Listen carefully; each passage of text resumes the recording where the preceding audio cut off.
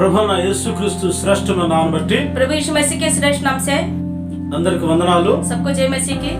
దేవుని ప్రియమైన బిడ్డలారా, प्रिय परमेश्वर के लोगों, ఈ రోజు ఆత్మ సంబంధ మార్గాలు నడుస్తూ आज के दिन आत्मीय मार्गों पर चलते हुए దేవుని రాజ్యం కోసం ఆయత్తపరచబడిన మన జీవితాలు परमेश्वर के राज के निमित्त तैयार होने वाला हमारे जीवन में నిశ్చయంగా ధన్యకరంగా మార్చబడును గాక। निश्चय रूप से धन्यमय हो।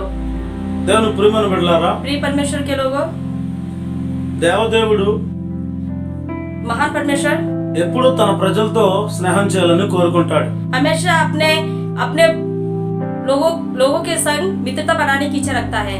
ఎప్పుడు తన బిడ్డలతో ఉండాలని ఆశపడతాడు। हमेशा अपने बच्चों के साथ रहने की आशा रखता है। అయితే तो ఆ పూర్వదినాల నుంచి దేవుడు స్నేహిస్తూనే వచ్చాడు। पुराने दिनों से ही प्रभु इस प्रकार स्नेह बनाए रखा। ఆదిలో దేవుడు స్వయంగా ఆదామవ్వలతో స్నేహం చేస్తా వచ్చాడు। आदि में भी स्वयं प्रभु आदि में भी स्वयं परमेश्वर हव्वा आदम से मित्रता बनाए रखा। ఆయన వారి మధ్యలో ఉన్నాడు। वो अब उनके बीच रहा। ఆయన మహిమ వారికి చూపించాడు। वो अपनी महिमा उन्हें दिखाया, వారితో మాట్లాడుతూ వచ్చాడు। उनसे बातें किया। ఈ విధంగా దేవుని మహిమను इस प्रकार प्रभु की महिमा మనుషునికి అందుబాటులో ఉంచుతూ దేవుడు నడిపిస్తూ దేవుడు తన మహిమను మనుషులతో ఉంచి परमेश्वर अपनी महिमा मनुष्यों के साथ रखकर వారితో కలిసి ఆయన నివాసం చేశాడు। वो उनके साथ मिलकर उनके साथ निवास किया। మన పితరులైనటువంటి हमारे पूर्वज వారందరూ దేవునితో స్వయంగా మాట్లాడి ఆయన దర్శనం చేసుకున్న భాగ్యాలు వారికి ఉన్నాయి। मूल पिता सभी लोग प्रभु से बातें करते हुए उनके साथ दर्शन के रूप में भी बातें किया। అలనాడు ఇశ్రాయేలీలు ఐగుప్తు నుంచి విడిపించబడి उन दिनों में इस्राएल प्रजा मिस्र देश से निकालकर వారు కనాను యాత్ర బయలుదేరినప్పుడు కూడా वो कनान के लिए बाहर निकले तो దేవుడు వాళ్ళతో కూడా ఉన్నాడు। प्रभु उनके साथ भी रहा, వారి మధ్యలో ఉన్నాడు। उनके बीच में रहा, వాళ్ళను నడిపిస్తా వచ్చాడు। उन्हें चलाता रहा।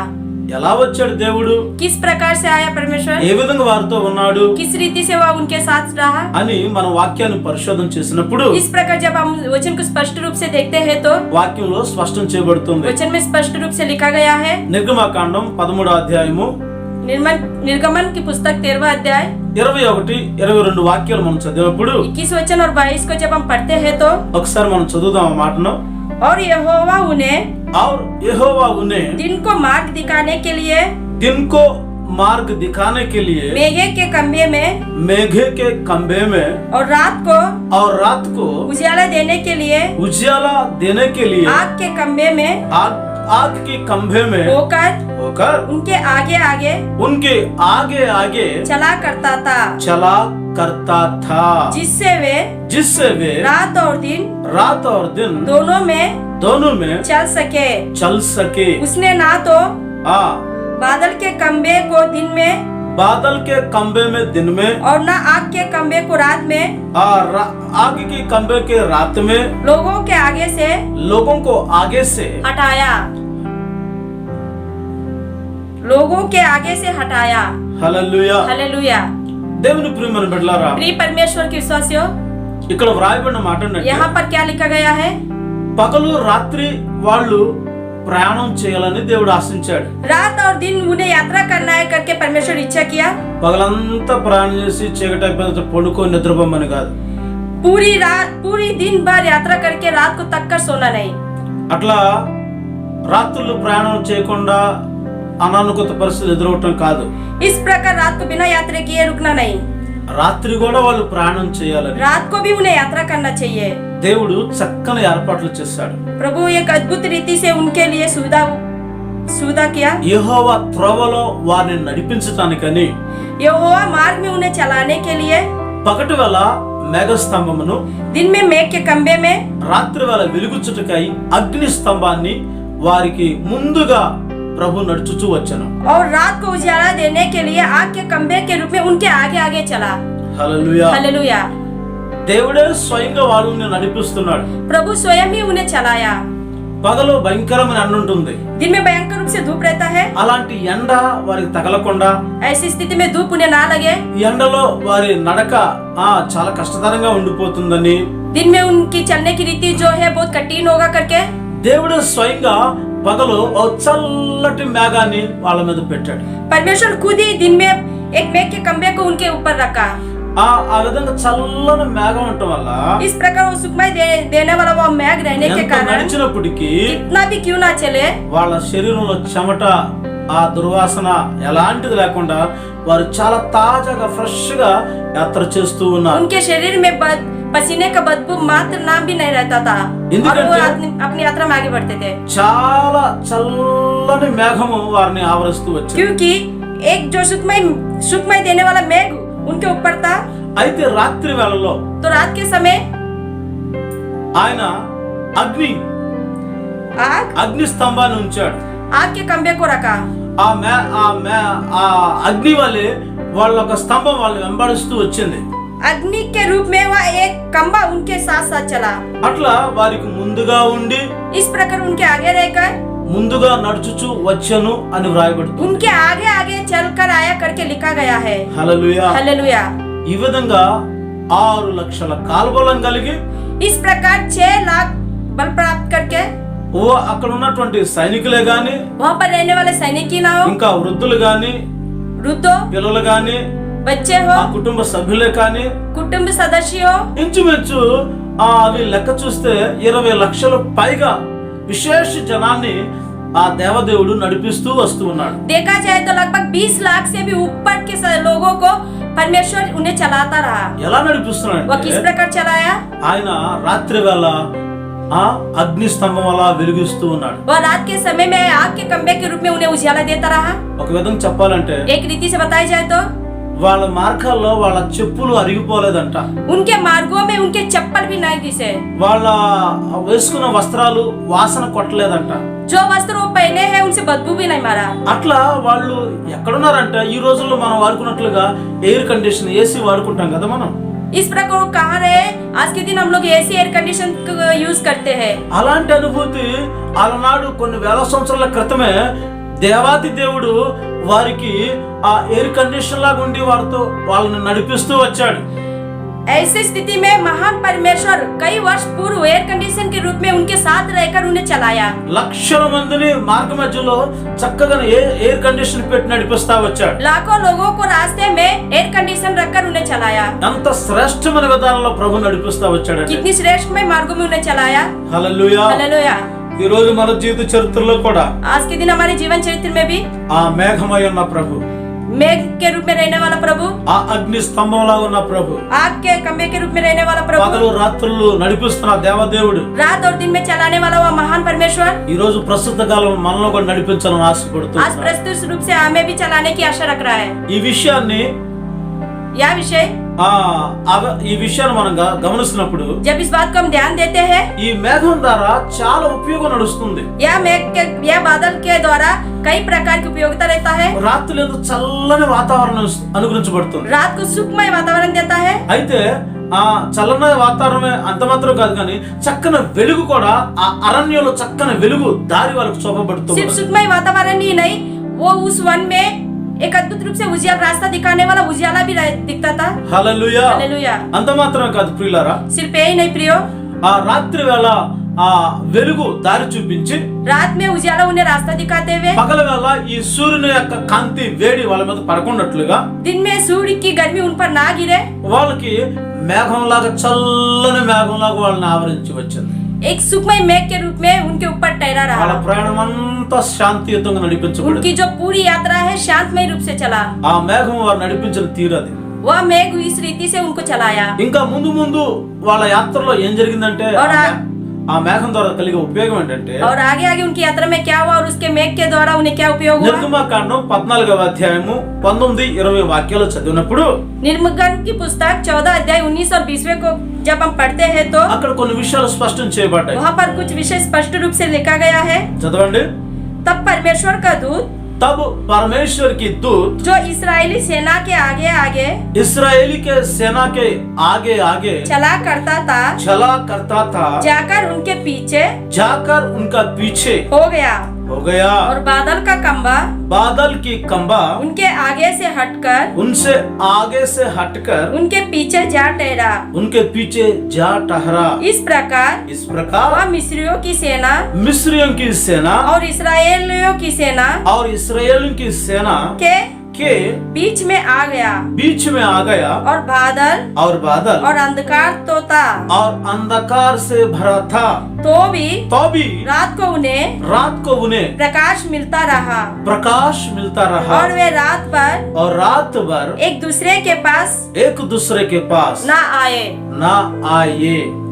దేవుని ప్రియమైన బిడ్డలారా, प्रिय परमेश्वर के लोगों, వీరు ఎప్పుడైతే ఆ ఐగుప్తును విడిచి బయలుదేరి వస్తూ ఉన్నారో, या जब मिस्र देश को छोड़कर वहां से बाहर निकले, ఆ ప్రయాణంలో జరిగిన సన్నివేశం ఏంటంటే, उस पूरी यात्रा में क्या हुआ? వీరు ప్రయాణం చేసి వచ్చి ఆ ఎర్ర సముద్రం ఎదురుగా వీళ్ళు ఆగిపోయారు। ये लोग यात्रा करते करते लाल समुद्र के सामने ठहर गए। వీళ్ళు వేరే మార్గం గుండా దేవుడు నడిపించాడు వీళ్ళని।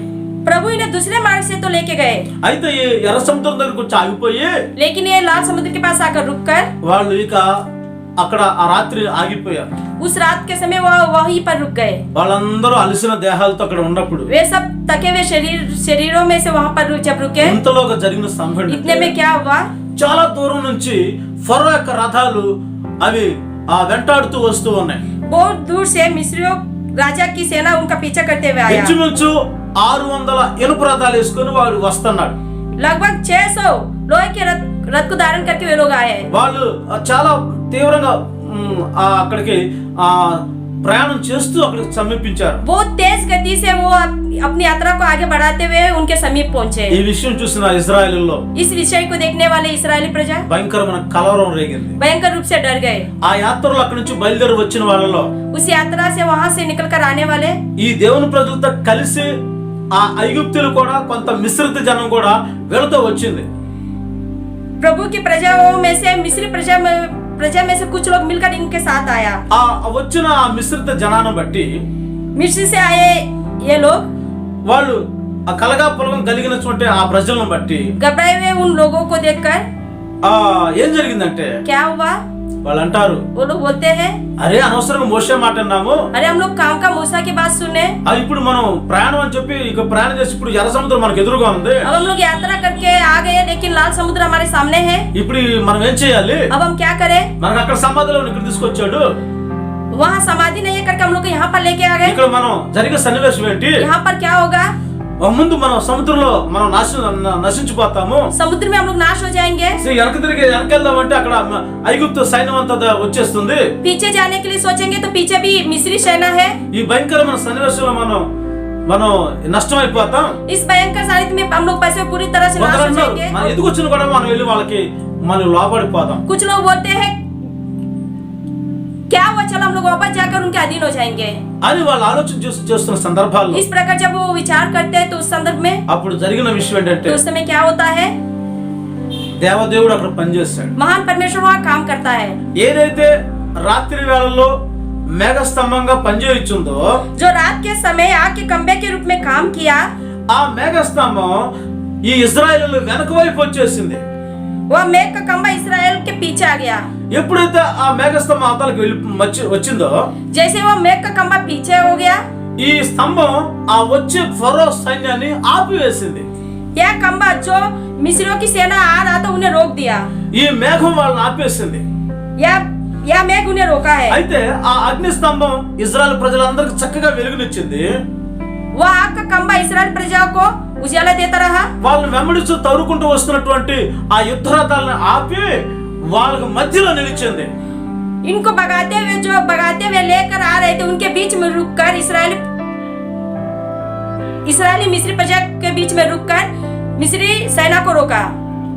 ఈ జరిగిన వాళ్ళిద్దరు నడుమున ఉన్నటువంటి మేఘస్తంభం, उनके बीच रहने वाला ये मेघ का जो खंभा है, వాళ్ళకేమో చీకటినిచ్చింది, उनके तो अंधेरा दिया, ఇటువైపు ఉన్న ఇజ్రాయెల్ ప్రజలకేమో వెలుగునిచ్చేసింది। और इस तरफ रहने वाले इस्राएली प्रजा को उजाला दिया। హల్లెలూయా, हालेलुया। దేవుడు చూడండి, प्रभु को देखिए, వాళ్ళు వెంబడిస్తున్న ఆ మేఘం उनका पीछा करने वाला वो जो मेघ వాళ్ళు ఏ है, విధంగా వాళ్ళకు ఉపకారం చేస్తూ వచ్చింది చూడండి। किस प्रकार से उनके लिए उनके प्रति उपकार వాళ్ళు किया। మరలా బానిసత్వం పట్టి తీసుకొని వెళ్ళాలని, उन्हें फिर से दासत्व में ले जाने के लिए, వాళ్ళు విడిచిపెట్టి మళ్ళీ వాళ్ళని వెంబడించి వాళ్ళని పట్టుకొని వెళ్ళిపోదాం అని చెప్పి, उनको एक तरह से छोड़ दिया लेकिन फिर दोबारा उनको पकड़कर ले जाने के उद्देश्य అలాంటి से, ప్రజల్ని మళ్ళా ఆ బానిసత్వంలో వాళ్ళని బాధించాలని చెప్పి వస్తున్న వాళ్ళని బట్టి, इस प्रकार प्रजा को दोबारा बानिसत्व में ले जाकर दास बनाकर पीड़ित करने के उद्देश्य से, వాళ్ళకి మధ్యలో ఈ మేఘస్తంభం నిలబడి उनके बीच में यह मेघ का खंबा टेर कर వాళ్ళందరికి చీకటి అయిపోయింది. उन सबके आगे अंधेरा फैला వాళ్ళు दिया। ఆ చీకటిలో ఒకరినొకరు తాకే అంత విధానంలో కూడా లేరు. वो लोग उस अंधेरे में एक दूसरे को छू भी नहीं सकते थे। వాళ్ళు దూర దూరంగా ఉంటూ వచ్చారు. वो दूर दूर खड़े थे। అది వాళ్ళకి చాలా కష్టతరం అయిపోయింది. या उनके लिए एक कष्टमय हो गया था। ఇంకా దాటి చీకటిని దాటుకుంటూ వచ్చేద్దాం, ఈ అగ్నిస్తంభం దాటుదాం అంటే ఈ అగ్నితో వాళ్ళు భయపడ్డారు.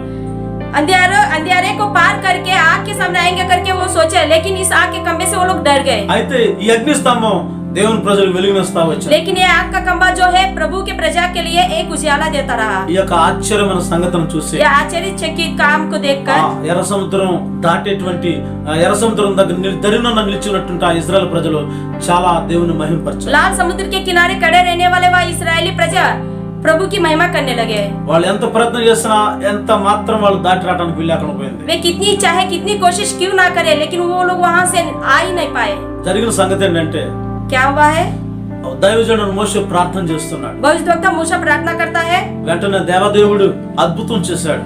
तुरंत प्रभु का प्रभु अद्भुत कार्य करता ఆ है। ఎర్ర సముద్రాన్ని తన చేతి కర్ర చూపించగానే అది రెండు పాయలుగా మార్చబడింది. लाल समुद्र जैसे ही वो अपने हाथ से पकड़े हुए डंडी को दिखाता है, वो दो भाग में बढ़ जाता है। వెంటనే ఎప్పుడైతే పాయలుగా చీల్చబడిందో जैसे ही दो हिस्से में वो बढ़ जाता है, వాటి మధ్యలో గుండా వీళ్ళు ప్రయాణం చేస్తున్న 6 నెలల్లో ప్రయాణం చేస్తూ ఉన్నారు. దేవుడు ఆ ఎర్ర సముద్రంలో నడిపించాడు. प्रभु ने उस लाल समुद्र के बीच में से उन्हें चलाया। చూడండి ఆశ్చర్యకరమైన దేవుడి కార్యం. देखिए आश्चर्यचकित परमेश्वर का कार्य। ఆ వెనక నుంచి తరుముకు చూస్తున్న సైన్యాన్ని ఆపేశాడు. पीछे से भगाते हुए आने वाले उस सेना को रोका।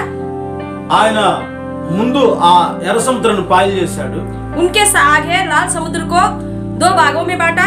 వాళ్ళని 6 నెలల్లో నడిపించాడు. उन्हें सूखे हुए जमीन में चलाया। ఇదంతా ఆ అగ్ని స్తంభంలా మేఘ స్తంభంలో నడుస్తూ వస్తున్న దేవుని యొక్క ఆశ్చర్యమైన కార్యం ఇది. यह सब कुछ वो आग का खंबा और मेघ के खंबे के रूप में उनके संग चलने वाले परमेश्वर का अद्भुत कार्य है। వారు అద్దరికి చేర్చబడ్డారు. वो किनारे पर पहुंचाया गया ఇక వెంటనే और तुरंत వాళ్ళు దాటిన తర్వాత ఈ మేఘ స్తంభం లేచి వీళ్ళకు ముందుగా వచ్చేసింది. जैसे वो उसे पार किया, या मेघ का खंबा जो है वहां से हटकर उनके आगे आ गया। అయితే వాళ్ళు వస్తున్న దారిలో ఏం చేసిందంటే तो उनके आने के रास्ते में क्या किया? ఆ నిర్గమకాండం 14:24 చదివినప్పుడు निर्गमन की पुस्तक 14 अध्याय 24वें वचन को जब हम पढ़ते हैं तो ఒకసారి చదువుదాం. और रात के अंतिम पहर में रात के अंतिम पहर में यहोवा ने बादल और आग के खंबे में से बादल और आग के खंबे से मिस्रियों की सेना पर दृष्टि करके उन्हें घबरा दिया। హల్లెలూయా హల్లెలూయా। ఈ ఆ అగ్ని స్తంభం ఇంకా ఏం చేసిందంటే या आग का खंबा और क्या किया है? తెల్లవారుజామున 4వ జామున रात के अंतिम पहर में 4వ జామున चौथे पहर में వాళ్ళని వారి ఆ శత్రువులను చూచి ఆ మేఘం వాళ్ళని కలవరపరిచిందని వ్రాయబడి ఉంది. शत्रुओं को देखकर उन्हें घबरा दिया करके लिखा गया है। ఈ మేఘం వాళ్ళని కలవరపరిచింది, ఆ శత్రువులను కలవరపరిచింది. यह मेघ जो है उन शत्रुओं को ही घबरा दिया, उनमें घबराहट पैदा किया। వాళ్ళు ఇంకా కంగారు అయిపోయారు. वो तो बहुत घबरा गए। వాళ్ళు ఇక ముందుకు వెళ్ళాలా వద్దనే ఆలోచనలో పడ్డారు. वो आगे जाना है कि नहीं, इसके विषय में वो सोचने लगे। ఈ లోపు వీళ్ళు ప్రశాంతంగా ఈ ఎర్ర సముద్రం దాటిపోయి అద్దరికి చేర్చబడ్డారు. इस बीच वो लोग शांति के साथ लाल समुद्र को पार करके उस किनारे पर पहुंच गए। తర్వాత వాళ్ళు ఏం చేస్తారంటే तो बाद में क्या हुआ?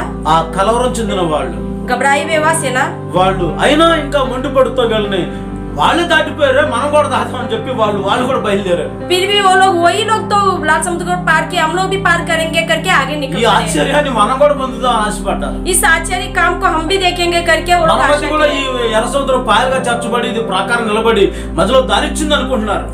हमारे सामने भी यार लाल समुद्र 2 हिस्से में बांटकर हमारे सामने रास्ता निकालेगा करके वो सोचने అయితే लगे। ఈ కలవరపరిచిన మేఘం ఏం చేసిందంటే लेकिन यह घबरा देने वाला यह मेघ వారి क्या है? మధ్యలోకి వచ్చిన తర్వాత అక్కడ వాళ్ళకి అది బురదగా వాళ్ళు చక్రాలు ముందుకు సాగడానికి ఆస్కారం లేకుండా అయిపోయింది. जैसे ही वो लोग बीच में आ गए, पूरा जो जमीन है गीला दिखने लगा और उनका जो चक्का है, गाड़ी का जो पहिया है, आगे नहीं बढ़ने पाया। కలవరం చెంది వాళ్ళు తిరిగి వెళ్దామన్న ఆలోచన కూడా చేశారు. वो घबराकर पीछे लौट के भी जाएंगे करके सोचने लगे। ఇంతలో इतने में దైవజనుడు మోషే भविष्यद्वक्ता मूसा మళ్ళా తిరిగి తన కర్ర చూపించగానే बाद में फिर से जब अपने लकड़ी को दिखाता है दोबारा, ఆ వెంటనే ఆ ఎర్ర సముద్రం ఆ రెండుగా ఉన్నది ఒకటైపోయింది. तुरंत वह लाल समुद्र जो दो हिस्से में बटा था वह एक हो जाता है। వెంటనే ఆ యొక్క జల సమాధి ఆ నీటిలో చిక్కుకొని వాళ్ళు వాళ్ళ రథాలు సంపూర్ణంగా నాశనం చెందాయి. तुरंत उस पानी में फंसकर वो और उनके रथ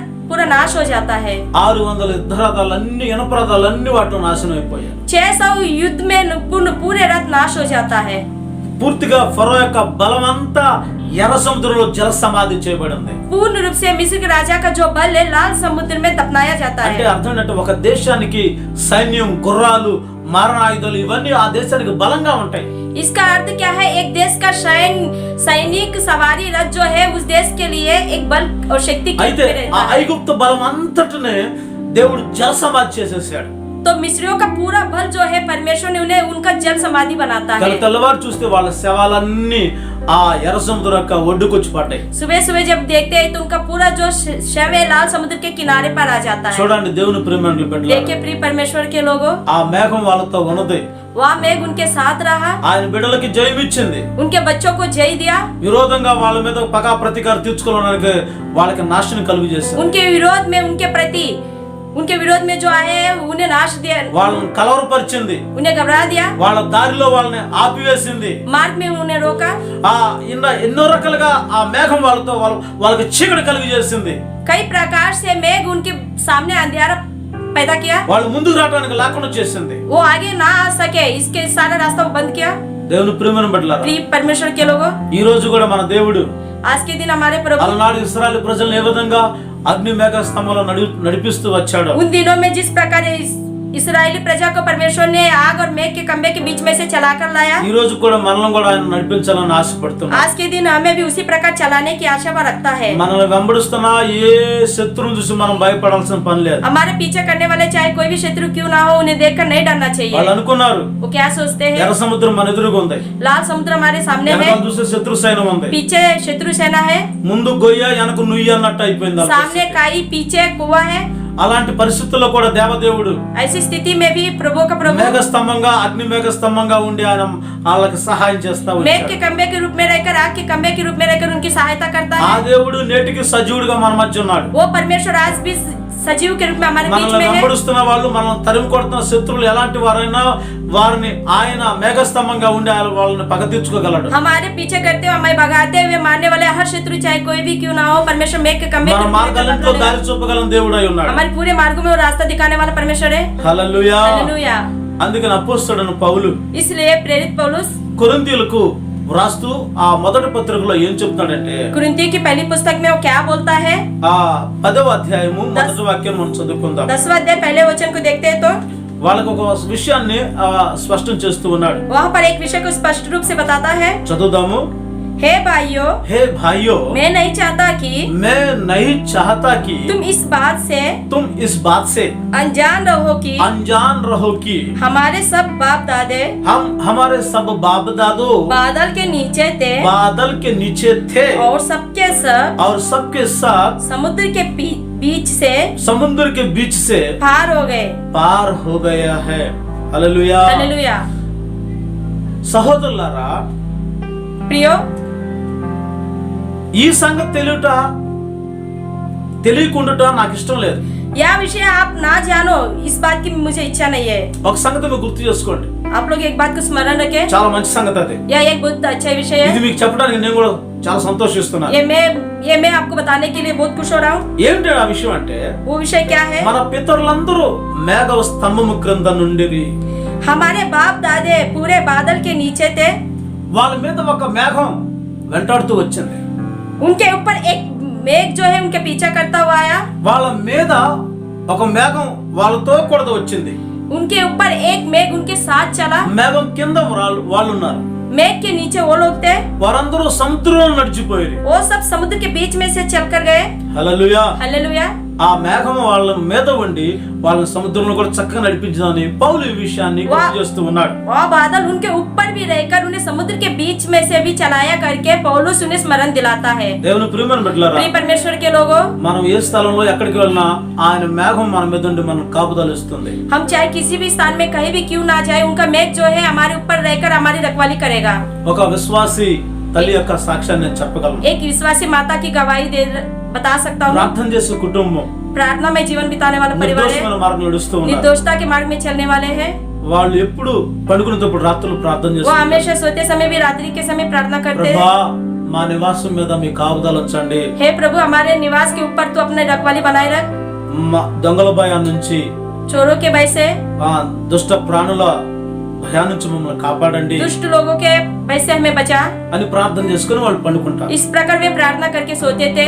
అయితే జరిగిన సంగతి ఏంటంటే, तो क्या हुआ, వీళ్ళ ఇంటి పైన इनके घर के ऊपर ఒక పెద్ద తెల్లని వస్త్రం ధరించుకున్న ఒక మనుషుడు నిలబడినట్లుగా ఆ ఇంటి ప్రక్కన ఉన్న వాళ్ళు తెల్లవారుజామున వాళ్ళు ఇల్లు ఊడ్చుకున్నప్పుడు చూశారు. एक बहुत बड़ा व्यक्ति जो सफेद वस्त्र धारण करके उनके घर के ऊपर ठहरा करके उनके आसपास में रहने वाले पड़ोसी जब झाड़ू लगाते तो वो देखते हैं। ఆ దృశ్యాన్ని చూసింది, वो दृश्य को देखकर భయపడిపోయింది. वो डरते हैं। సడన్ గా వాళ్ళు ఊడ్చేది కూడా లోపలికి వెళ్ళిపోయింది. अचानक वो झाड़ू लगाना छोड़कर वो अंदर चली जाती है। తెల్లవారు లేచి, सुबह उठकर, అమ్మా, माँ, మీ ఇంటి పైన ఎవరో నిలుచున్నారు తెల్లని బట్టలు కట్టుకొని, आपके घर के ऊपर कोई सफेद वस्त्र पहने हुए खड़ा है। నేను చూసి భయపడ్డాను. मैं देखकर डर गई। ఏదైనా మాంత్రికాలు తాంత్రికాలు చేసేవాళ్ళు కొన్ని శక్తుల్ని అలా వదులుతా ఉంటారు. कोई तंत्र मंत्र करने वाले शक्तियों को इस प्रकार छोड़ते हैं। మీరు ఏదైనా అలాంటి పనులను చేస్తున్నారా? आप क्या ऐसा काम करते हो? వీళ్ళకేం అర్థం కాల. इन्हें कुछ समझ में नहीं आया। ప్రార్థన అయితే చేసుకున్నారు. प्रार्थना तो किया है, అయ్యా మా గృహాన్ని మీరు కాపుదలు ఉంచండి, हे प्रभु हमारे निवास पर तू अपनी మా నివాసం పైన మీ యొక్క సామర్థ్యాన్ని, మీ మహిమను ఉంచండి అని ఆశపడ్డా. हमारे निवास के ऊपर तू अपनी महिमा सामर्थ्य को बनाए रख करके इस प्रकार वो आशा बनाए ప్రార్థన रखा। చేసుకున్నారు. प्रार्थना तो किया है। తర్వాత వాళ్ళకి అర్థమైంది, बाद में उन्हें समझ में आया, నిజంగానే దేవుడు వచ్చి వాళ్ళని ఆ దూతను పంపి అక్కడ నిలబడినట్లుగా వాళ్ళు చూశారు. सही में प्रभु आकर अपने दूत को भेजकर उनके ऊपर ठहराया करके वो लोग देखे हैं। అప్పుడు అర్థమైంది, तब वे समझ गए దేవుడు మా నివాసం మీద ఆయన కావలి కాస్తున్నాడని. प्रभु हमारे निवास के ऊपर अपनी रखवाली बनाए रखा है। దేవుని ప్రియమైన బిడ్డలారా, प्रिय परमेश्वर के लोगों, కొన్ని సమయాల్లో మనకు అది అర్థం కాదు. कुछ समयों में हम इस बात को समझ नहीं पाते हैं। మన శత్రువులందరికీ దేవుడు అలా చూపిస్తాడు. हमारे पूरे शत्रुओं को प्रभु इसी प्रकार दिखाएगा। ఎప్పుడు తన దూతలను కావలుచుతాడు. हमेशा अपने दूतों को हमारी रखवाली के लिए रखेगा। అలనాడు ఆ మేఘం కింద వాళ్ళు ఎలా క్షమాన్ని, సురక్షితను అనిపించారో, उन दिनों में जिस प्रकार वे बादल के नीचे सुरक्षा प्राप्त किए, ఈ రోజు కూడా మన దేవుడు తన దూతల్ని కావాలని మనకెప్పుడు తోడుగా ఉంచుతా ఉంటాడు. आज के दिन भी प्रभु अपने दूतों को को हमारी रखवाली के लिए हमेशा रखेगा। అందుకని పౌలు చెప్తున్నాడు, इसलिए पौलुस बोलता है, ఈ సంగతి మీకు తెలియకుండా నాకు ఇష్టం లేదు అబ్బాయి. इस बात को आप लोग ना जान सको, इस बात की इच्छा मुझे नहीं है। ఆ దేవదేవుడే వాళ్ళకి మేఘంగా ఉండి వాళ్ళని ఆ కింద వాళ్ళు నడిచేటట్లు చేశాడు. प्रभुओं के प्रभु ही उनके ऊपर मेघ के रूप में रहकर उसके नीचे वो चल सके అని వాళ్ళకి హెచ్చరించాడు. इस प्रकार उन्हें उपदेश दिया।